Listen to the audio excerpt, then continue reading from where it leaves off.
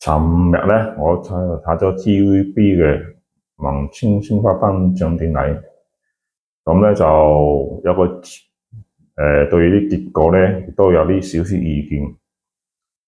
雖然咧三個女郎咧都拍得幾好啊，但係咧佢一個劇集浪缺9個獎項，是否對其他演員造成不公平咧？其他演員係唔係真係唔值得攞獎咧？相信大家都有唔同嘅意見啊！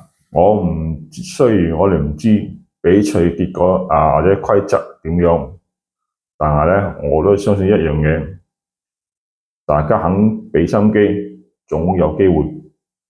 不過咧，我係最欣賞咧，唔係佢節目內容，我係最欣賞咧就係嗰啲演員經過一段好長時間辛苦而獲得獎項，好多時啲演員咧都經過好多幾年啊、10年啊、20年啊，先有機會攞得一個獎座。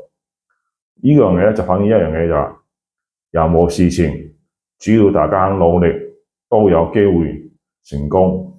調返轉頭，好似保安呢行一樣，你肯做，肯俾心機，肯去捱，肯去嘗試，一樣你都有成功俾人發掘一日。